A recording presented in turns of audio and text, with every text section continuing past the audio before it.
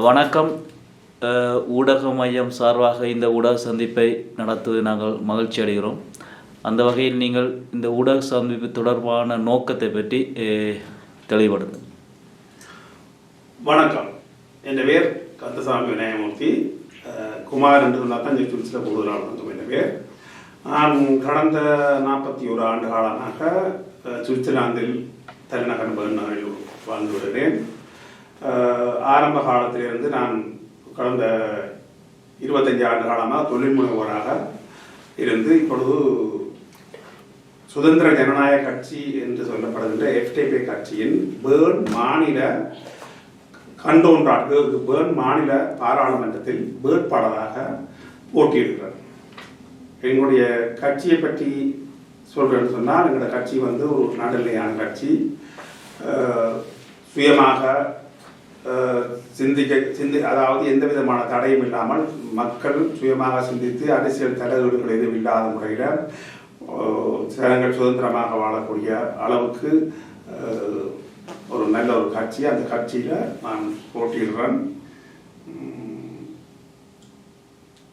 எங்களுடைய கூடுதலாக எங்களுடைய தமிழ் மக்களுடைய ஒத்துழைப்பு வேண்டி நான் நிற்கிறேன். குறிப்பாக பேர்ன் மாநிலத்தில் எந்த பகுதியில் நீங்கள் போட்டியிடுறீர்கள்? எந்த பகுதியில் நீங்கள் போட்டியிடுறீர்கள்? பேர்ன் மாநிலத்தில் பேர்ன் மிட்லாண்ட் ஷூட்னு சொல்லுவாங்க. பேர்ன் மத்திய தெற்கு பகுதியில் உதாரணமாக அந்த கொனிஸ் லீவர்ஃபெல்ட், அங்கால பெல், பாபன், கேர்சார், மின்சிங்கன், ரூபிகன், விக்ட்ராக், இந்தியாவோட பக்கம் நீடர்வாங்கன், ஓப்பர்வாங்கன், ரிக்கிஸ்பேர் அந்த ஏரியாவில் நான் போட்டியிடுறேன். FDP கட்சி சார். நீங்கள் இப்போது FDP சுதந்திர ஜனநாயக கட்சியின் சார்பாக போட்டியிடுகின்றீர்கள். நீங்கள் குறிப்பிட்டீர்கள், ஒரு ஜனநாயக கட்சி மக்களை சுதந்திரமாக வாழ்கின்ற வகையில் தங்களுடைய செயற்பாடுகளை முன்னெடுக்கிற கட்சி என்று. ஆனால் கடந்த காலங்களில் குறித்த கட்சி மீது பொதுவான விமர்சனம் குறிப்பாக SP தரப்பால் முன்வைக்கப்பட்டிருக்கின்றது. கடந்த காலங்களில் வெளிநாட்டவர்களுக்கு எதிரான ஒரு கட்சி அல்லது வெளிநாட்டவர்கள் தொடர்பில் ஒரு முரண் கொள்கையோடு இருக்கக்கூடிய கட்சி என்று. ஆனால் உங்களுடைய கட்சி ஜனநாயக பண்போடு இருப்பதாக நீங்கள் குறிப்பிட்டீர்கள். அந்த முரண்நிலை தொடர்பில் என்னதான் உண்மையில் அந்த கட்சியினுடைய நிலைப்பாடு? நீங்கள் கொடுக்கின்ற கொள்கையை இன்னும் ஒரு கட்சி எதிர்க்கின்றது, அப்படி என்றால் அதில் என்ன இருக்கின்றது? இந்த கேள்வி உங்களிடம் நான் எதிர்பார்க்கவில்லை. என்னென்று சொன்னால், பதில்கிட்டே கேள்வி கேட்கிறீர்கள். அதுக்கு அர்த்தம் என்னென்னா, நான் தான் பதில். அதுக்கு நான் ஒரு வெளிநாட்டை பூர்வமாக கொண்ட நான் இந்த நாட்டில் பிறக்கவில்லை, இந்த நாட்டில் ஆரம்ப கல்வி பயிலவில்லை. என்னை அவர்கள் அதாவது ஒரு கெமெண்ட பார்லிமெண்டோ கெமெண்டராக இல்லாத பங்கு பெற்றாத என்னை ஒரு கண்டோன் பாராளுமன்ற வேட்பாளராக அவர்கள் நிறுத்தியுள்ளார்கள் என்று சொன்னால், இந்த கட்சி வெளிநாட்டவர்களுக்கு எதிரான கட்சி என்று எப்படி கூற முடியும்? முதலாவது. இரண்டாவது, முதல் இந்த சுவிஸ் நாட்டிலேயே ஒரு புண்டஸ்ராட் வெளிநாட்டை பூர்வீகமாக கொண்டவரைத்தான், வெளிநாட்டை பூர்வமாக கொண்ட ஒரு மனிதனை புண்டஸ்ராட் ஆக்கின ஒரே ஒரு கட்சி FDP கட்சி. FDP கட்சி வெளிநாட்டவர்களுக்கு எதிரான கட்சி அல்ல. அதாவது இப்போ உதாரணத்துக்கு ஒரு வீட்டில் 4 பேர் இருக்கலாம்னா 10 பேர் 20 பேர் வரக்கூடிய அளவில் இருக்குமென்னு சொன்னால் அது எல்லாருமே எதிர்பார்க்கணும். பொதுவாக இந்த நாட்டின் சுதந்திரம், பாதுகாப்பு, அந்த விடயத்தில் எல்லா கட்சிகளுமே சார்பாக தான் இருக்கு. எல்லா கட்சிகளுமே ஒரே கொள்கையை தான் இருக்கு. வெளிநாட்டவர்களுக்கு எதிரான கட்சி இல்லை. வெளிநாட்டவர்கள் இங்கே அவர்கள் தங்களை வளர்த்து கொண்டு முன்னுக்கு வருகிற பொழுது அது பொதுவாக மற்ற கட்சியை போல இந்த கட்சியும் மற்ற வெளிநாட்டவர்களுக்கு பெரிய சந்தர்ப்பங்கள் அளித்திருக்கு. நான் முதல் சொன்னது போல வெளிநாட்டை பூர்வமாக கொண்டவருக்கு புண்டஸ்ராட் பதவியை கொடுத்திருக்கு. நீங்கள் குறிப்பிட்டாலும் கூட அந்த கட்சி தொடர்பில் நீங்கள் தொடக்கத்தில் குறிப்பிட்டிருந்தீர்கள். மக்கள் மத்தியில் இருக்கக்கூடிய அந்த கருத்து தான் நான் இப்போது முன்வைக்கப்பட்டது. இன்னும் ஒரு கருத்து, நீங்களும் தொழில் முனைவராக இருக்கின்றீர்கள். 2025ஆம் ஆண்டில் பல தொழில் நிறுவனங்கள் சுவிட்சர்லாந்தை விட்டு வெளியேறிக் கொண்டிருக்கின்றன. அது தொடர்பில் ஒரு முரண்நிலை இருக்கின்றது. குறிப்பாக SP கட்சியினுடைய ஒரு கடுமையான நிலைப்பாடு தான் அந்த வெளியேற்றத்துக்கு காரணம் என்று கூறப்படுகிறது. உங்களுடைய கட்சியின் நிலைப்பாடு என்ன? அது தொடர்பு எங்களுடைய கட்சி இந்த நிலைப்பாட்டை எங்கள் கட்சி மிகவும் தீவிரமாக இருக்கிறது. அதன் அர்த்தம் என்னன்னு சொன்னால், தொழில் முனைவர்களுக்கு ஒரு நாடு முன்னேறும் சொன்னால் தொழில் முனைவருடைய பங்களிப்பு மிக மிக முக்கியம். தொழில் முனைவருக்கு ஒருவர் தொழில் தொடங்குகிற பொழுது அதுக்கு அந்த தொழில் தொடங்குறவர்களுக்கு கொஞ்சம் ஆக்கப்பூர்வமான உதவிகள் செய்ய போகணும், முட்டுக்கட்டையாக இருக்கக்கூடாது. அடுத்தது வரி குறைப்பு செய்ய போகணும். மற்றது அவைகளுக்கு வந்து இந்த இனோவேஷன், அதாவது வந்து இந்த புதிய தொழில்நுட்ப வசதிகள் செய்து கொடுக்கப்படும். அப்படியான விஷயங்கள்ல எங்களோட கட்சி மிகவும் ஆர்வமாகவும் மிகவும் துணிகரமாகவும் செயல்படுகிறது. இந்த எஸ்பி கட்சியினுடைய நீங்கள் சொன்ன கருத்து உண்மையான கருத்து. பல நிறுவனங்கள் இந்த சுவிஸ் நாட்டை விட்டு வெளியேறி இருக்கிறது. அதுக்கு காரணம் வந்து இவைகளுடைய இந்த வரி விதிப்பு சட்டங்கள் இன்னும் பலவர்கள் இருக்கின்றன. எங்களுடைய கட்சி கூடுதலாக தொழில் முனைவோரை கூடுதலாக ஊக்கப்படுத்துவதும், பெரிய பெரிய நிறுவனங்களை உருவாக்குவதும், மற்றது பாதுகாப்பு விஷயங்கள், புதிய தொழில்நுட்பங்கள் அவற்றை அறிமுகப்படுத்துகிற இந்த எஸ்டர்பே கட்சி தீவிரமாக இருக்கிறது. அகதியாக வந்தவர்கள் அகதியாகவே சாகக்கூடாது என்று நீங்கள் உங்களுடைய ஒரு செய்தி பிரிவிலே குறிப்பிட்டிருந்தீர்கள். அந்த செய்தி இப்போது சமூக வலைத்தளங்களிலே பரவிக் கொண்டிருக்கின்றது. ஆனால் அகதிகள் தொடர்பில் அகதிகளுக்கு நாங்கள் தான் சார்பென்று ஒரு கட்சி தன்னை முன்னிலைப்படுத்திக் கொண்டிருக்கக்கூடிய சூழ்நிலையில் அவ்வாறு இல்லை என்று முன்னர் நான் கேட்டது போன்று உங்களுடைய கட்சியை நீங்கள் நியாயப்படுத்தினாலும் உங்களுடைய கட்சியின் சார்பில் உங்களுக்கு இருக்கக்கூடிய வரவேற்பு அல்லது ஒரு ஈழத்தமிழனாக அதற்குள் உங்களால் எப்படி இருக்கக்கூடிய உணர்வுகளை பார்க்கக்கூடியதாக இருக்கிறது, ஏரியவர்களின் உணர்வுகள். அதை பற்றி சொல்லணும்னு சொன்னால் கொஞ்சம் கூட சொல்ல வேண்டி வரும். உதாரணத்துக்கு இந்த சுவிஸ் நாடு இதனுடைய ஸ்திரத்தன்மை. இப்போ நீங்கள் சுவிஸ் நாடு தலைநகர் எங்கேயாவது ஐரோப்பாவில் ஒரு நாட்டில் ஒரு தலைநகரோ காரை திறந்து விட்டு போக முடியுமா? போக முடியாது. ஏதாவது ஒன்று ரெண்டு விதிவிலக்கு இருக்கலாம். அந்த காணொலி பார்க்குறாங்க, அதை தவறாடக்கூடாது, விதிவிலக்கை எடுத்துக்கொள்ளுவோம். அந்த அளவுக்கு பாதுகாப்பாக அந்த நாட்டை வைத்திருக்கிறார்கள். பொதுவாக எல்லோருமே தங்களுடைய நாட்டின் பாதுகாப்பு மற்றது வெளிநாட்டவர்களை வந்து கூடுதலாக வரவேற்கிறது வந்து இந்த நாட்டிடம் காணாது. அது அந்த வகையில் அவர்கள் நாட்டின் நலன் கருதி வெளிநாட்டவர்களை மட்டுப்படுத்தி வரவேற்கிறதும், வெளிநாட்டவர்கள் இல்லாமல் சுவிஸில் பெருசாக எதுவும் செய்ய இல்லாத எல்லாருக்கும் தெரியும், மட்டுப்படுத்தி உண்மையான அகதிகளை ஏற்றுக்கொள்றாங்க. உங்களுக்கு தெரியும், சுவிஸ் தூதரகத்தில் அங்கே போய் முறையிட்டு அங்கிருந்து வீசா எடுத்து அங்கிருந்து ராஜ மரியாதையோடு இங்கே வந்தவர்கள் நிறைய பேர் இருக்கிறார்கள். மனிதாபிமானத்துக்கு பெயர் போன இந்த சுவிஸ் நாடு இப்பவும் வெளிநாட்டவர்கள் உதவி செய்து கொண்டான் இருக்கு. எத்தனையோ பேர் அங்கிருந்து இலங்கையிலிருந்து இங்கே வந்திருக்கிறார்கள். அப்படி என்றால் வெளிநாட்டவர்களுக்கு எதிரானது என்று சொல்றதுக்கு இல்லை.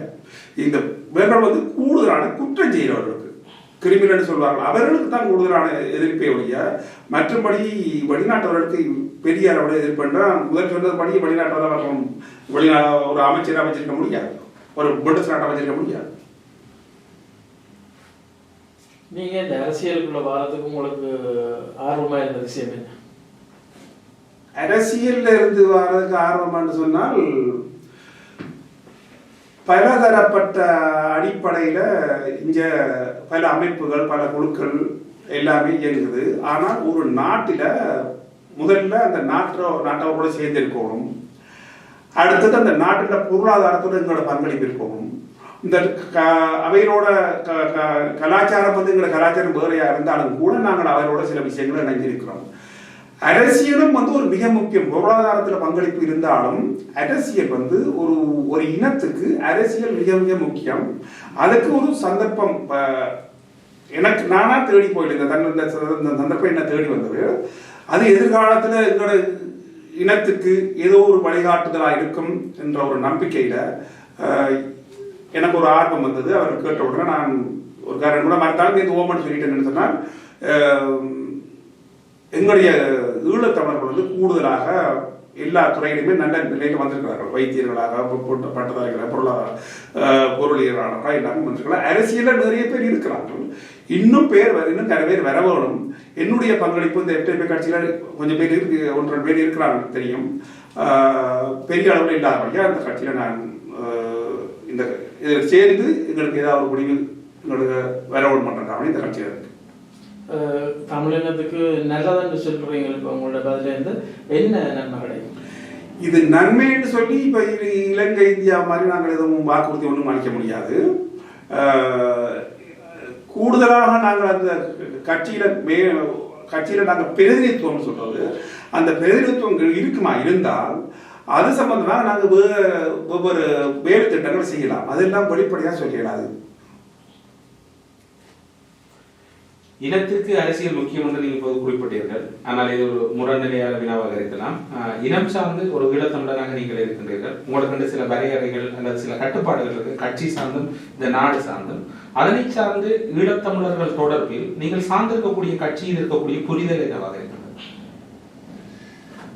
இது ஒரு நல்ல கேள்வி. அந்த புரிதல் அவர்கள் எப்படி பார்க்கிறாங்கன்னு சொன்னால், என்ன எடுத்தது காரணம் நான் ஒரு தொழில் முனைவர், அதுதான் முக்கிய காரணம். இப்படியானவர்கள் தங்களோட கட்சிக்கு வர வேணும் என்ற ஒரு நிலை தான் இங்கே இருக்கு கூடுதலானவர்கள். இப்போ ஈழத்தமிழர்கள் ஆரம்பத்தில் பொதுவாக இத்தாலியை சேர்ந்த நாட்டை சேர்ந்தவர்கள் மற்றது அல்பானிய நாட்டை சேர்ந்த எல்லாருமே இந்த வெறுப்பு அவைகளுக்கு ஒரு பெரிய வெறுப்பை சம்பாதிச்ச காலங்கள் இருக்கு. ஈழத்தமிழர்களும் ஒரு காலத்தில் அப்படி இருந்தவர்கள் தான். இப்பொழுது ஈழத்தமிழர்கள் நல்ல முன்னேறி இன்டகிரேஷன் என்ன சொல்றது நல்ல வளர்ச்சி அடைஞ்சு வந்திருக்கார்கள். அப்படியான ஆட்களும் இந்த கட்சியை வரவேற்கிற பொழுது அந்த கட்சியில் எங்களுடைய திறமைக்கு தக்க மாதிரி அவர்களுடைய ஒத்துழைப்பும் அவர்கள் எங்களுக்குரிய மரியாதையும் கிடைக்கும். அது எதிர்காலத்தில் இப்போ உடனடியாக இப்பதான் அரசியலுக்கு நாங்கள் என்ன பொறுத்தவரை இப்பதான் நான் அரசியலில் ஈடுபடுறேன். இன்னும் எங்களோட சமூகத்திலிருந்து கூடுதலான பங்களிப்புகள் வரையிருக்கின்ற அதனுடைய பிரதிபலிப்பு வித்தியாசமா இருக்கு. அதாவது இந்த சமூகத்தினுடைய ஈடுபாடு குறித்த கட்சியோடு அதிகரிக்கின்ற பட்சத்தில் அவர்களுடைய புரிதலினுடைய தன்மை மாறுபடும், கட்டாயம் மாறுபடுகின்ற பொழுது நாங்கள் அது சம்பந்தம் முதல் கேட்ட கேள்விக்கு நான் எதையுமே அது வெளிப்படையாக சொல்ல முடியாதுன்னு சொன்னால் அதன் பிறகு எங்களுக்கு கூடுதலான ஒத்துழைப்பு கொடுத்தா சாதாரணம் தானே, ஜனநாயகம் தானே. கூடுதலான ஒத்துழைப்பு கொடுக்க எங்களுக்கு அவைகளுடைய பிரதிபலிப்பு வித்தியாசமா இருக்கும். இப்போது நீங்கள் சார்ந்திருக்கக்கூடிய பிரதேசத்தில் இருக்கக்கூடிய ஈழத்தமிழர்கள் மத்தியில் இந்த புரிந்துணர்வு அல்லது இந்த புரிதல் அவர்கள் மத்தியில் இந்த குறித்த கட்சி சார்ந்து வந்துவிட்டது. கூடுதலான அவர்கள் அனைவரும் நாம் நினைக்கிறோம் உங்களோட நட்பாக பழகக்கூடியவர்கள். அதுல ஒரு விஷயம் என்னன்னு சொல்லினால், எனக்கு ஒரு நண்பர் ஒரு சொன்னார், ஈழத்தமிழர்களை பொறுத்தவரை எல்லோரும் சகோதரர்களாக நான் நினைக்கிறேன். அவர்கள் அப்படித்தான். ஆனால் ஒவ்வொரு குழுக்கள் ஒவ்வொரு அமைப்பு சார்ந்து இருப்பார்கள். சகோதர மாதிரி சில நேரிடர்கள் இருக்கும், அவைக்குள்ள சின்ன சின்ன இதுகள் இருக்கும். சில நேரங்களில் ஒன்றுபடுவார்கள். என்னுடைய நண்பர் ஒரு சொன்னார், எங்களுக்குள்ள 1-2 பிரச்சனை இருக்கு, ஆனால் குமாரன் என்றபடியாக நாங்கள் எல்லாரும் ஒன்றுபடுவோம். குமாரனுக்கு நாங்கள் எல்லாரும் ஒன்றுபட்டு உதவி செய்வோம், எல்லாரும் நாங்கள் ஒத்துழைப்பு தருவோம் என்று. அந்த வகையில எங்களுடைய ஈழத்தமிழர்கள் புரிதலோடு இருக்கிறார்கள். அவர்கள் எனக்கு வாக்களிப்பார்கள்.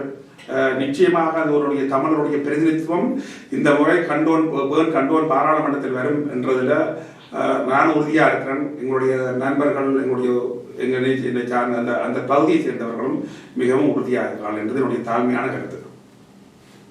தமிழர்களுடைய வாக்கு மட்டுமா ஏனையவர்களுடைய வாக்குகள் எடுக்கிறதுக்கான உங்களுடைய வேலை திட்டம் என்ன? ஏழைகளுடைய வாக்கு எடுக்கிறது எனக்கு பெரிய கஷ்டமா இருக்க இல்லை. என்னன்னு சொன்னா, நான் தொழில் ரீதியா இருக்கைகளை கன பேருக்கு தெரியும் எனக்கு. அவைக்குத்தான் அந்த இங்க உள்ள அந்த 5 தேர்தல் கோரிக்கைகளை நான் விட்டுருக்கேன். அந்த 5 தேர்தல் கோரிக்கை நான் ஜெர்மன் மொழியில் எழுதி விட்டுருக்கேன். அந்த 5 கோரிக்கைகள் முதலாவது ரீச் அண்ட் இனோவேஷன், ரெண்டாவது ஃபெர்கேர் அண்ட் இன்ஃப்ராஸ்ட்ரக்சர், மூன்றாவது கெசுன்ரைட் அண்ட் ஃபிளேகர், நாலாவது ஃபைனான்ஸ் அண்ட் ஸ்டோயர், ஐந்தாவது சூக்கும்ஸ் ஓரியன்டியேட் ஆல்டஸ்பிலிட்டி.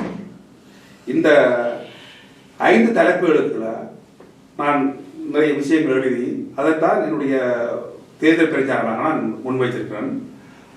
இப்போ இங்கே எங்களுடைய கட்சியில் ஒரு 7-10 விஷயங்கள் தருவார்கள். அதைத்தான் நாங்கள் எங்களுடைய தேர்தல் பிரச்சாரத்துக்கு பயன்படுத்தணும் தவிர நாங்களாக யோசிச்சு எதுன்னு சொல்ல முடியாது. இப்போ இதில் ஒரு 10-15 தலைப்பு தந்தாங்கன்னா அதில் நாங்கள் எந்த தலைப்பை நாங்கள் தேர்ந்தெடுக்கிறோம். அப்படித்தான் இருப்போம். நாங்கள் இலங்கை இந்தியா மாதிரி நாங்கள் எங்களோட மனதார யோசிச்சுன்னு சொல்லி இல்லாத அவைகளுக்கு அந்த இதுக்குள்ளே தான் நாங்கள் போகணும், அதுக்குள்ளே நாங்கள் பயணிக்கணும்.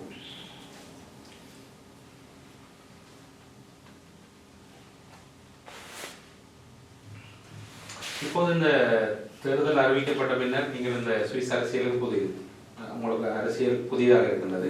இதில் நீங்கள் சவால்கள் என்று எதனை கருதுகிறீர்கள் அல்லது உங்களுக்கு ஒரு நெருக்கடி என்று எதனை கருதுகிறீர்கள் இந்த அரசியலில் ஈடுபடுகின்ற காலப்பகுதியில், அல்லது சவால்கள் இல்லை என்று உணர்கிறீர்கள்? எனக்கு பொதுவாக நான் தான் போட்டி. இதுவரைக்கும் எனக்கு போட்டியாக நான் யாரையுமே எதிர்பார்த்ததில்லை. அப்படி வறுமனையை சொல்லவும் கூடாது. ஆனால் உண்மையாக தான் எனக்கு சவால்ன்னு சொல்லி பெருசாக எனக்கு உள்ள நேர காலங்கள் கொஞ்சம் சவாலாக இருக்கு எனக்கு. இப்போ இருக்கக்கூடிய நேர காலங்கள் மற்றது இதுக்குள்ள பாரன்னு சொன்னால் அந்த சில இடதுசாரி கட்சிகளில் எங்களோட தமிழர்கள் வந்து கொஞ்சம் ஊறி போயிருக்கிறாங்க. அது ஒரு நல்ல ஒரு நீங்கள் கேட்ட கேள்வி, அது ஒரு சவாலுக்குள்ள வரும்னு நினைக்கிறேன். ஏன்னா இடதுசாரி கட்சியில் வந்து இந்த பிழையான அறிவுறுத்தல், பிழையான பிரச்சாரங்கள் காரணமாக இந்த கட்சி வெளிநாட்டவர்களுக்கு எதிரான கட்சி அப்படி இப்படி ஏதாவது சொல்லி அந்த சில இடதுசாரி கட்சிகள் தங்களுடைய பாணியிலேயே சொல்லி அது ஒரு சின்ன ஒரு சவால் ஒன்று இருக்குது. மற்றும்படி எனக்கு பெரிய சவால் இருப்பதாக நான் தெரியவில்லை, எனக்கு தெரியவில்லை. தேர்தல் நெருங்க உங்களுடைய கட்சியையும் உங்கள் மீதான நாங்கள் முன்னர் குறிப்பிட்டது போன்ற விமர்சனங்கள் அதிகரிப்பதற்கு சந்தர்ப்பங்கள் இருக்கின்றது வெளிநாட்டவர்கள் தொடர்பில், குறிப்பாக ஈழத்தமிழர்கள் மத்தியில். அதனை எதிர்கொள்வதற்கு ஏதாவது உங்களிடம் மாற்று திட்டங்கள் இருக்கின்றது? மாற்று திட்டங்கள் சொன்னால் எல்லாருக்கும் முடிஞ்ச அளவுக்கு நாங்கள் இப்போ இந்த ஊடகங்கள் மூலமாக வழங்கப்படுத்துறது, ஊடக காணொலி வழங்கப்படுத்துறது. இன்றைக்கு ஒரு சில நண்பர்களுக்கு பற்றி நான் விளங்கப்படி சொன்னால் அவர் சொன்னால் இப்போதான் எங்களுக்கு விளங்குது, நான் சொல்கிறேன் சொல்லி. மறுபடியும் என்னுடைய கட்சியில் மூத்த அதிகாரி ஒருவர் வந்து இன்றைக்கு என்ன வந்து சந்திச்சு போட்டு சொன்னார், உங்களுடைய செயற்பாடு மிகவும் நன்றாக இருக்கிறது, இங்கே உள்ள மற்றாக்களை விட நீங்கள் நல்லா செயல்படுகிறீர்கள், உரிய காலத்துக்குள்ள உங்களுடைய தேர்தல் பிரச்சார நடவடிக்கைகள் நீங்கள் அந்த பிள்ளையார் போடுறது அதெல்லாம் நீங்கள் நல்லா நேர்த்தியாக செய்திருக்கிறீர்கள், என்னபடியாக மிச்சம் சந்தோஷம் என்று என்னை பாராட்டிட்டு போன அன்றைக்கு மத்தியானம் வந்து அது ஒரு சந்தோஷமாக இருக்கு. நீங்கள் ஒரு தொழில் அதிபராக இருந்து கொண்டு அரசியலில் குதித்திருக்கிறீர்கள். அந்த வகையில் 2 பக்கத்தையும் எவ்வாறு சமாளிக்க முடிகிறது? இங்கே இருக்கின்ற பல பேருக்கு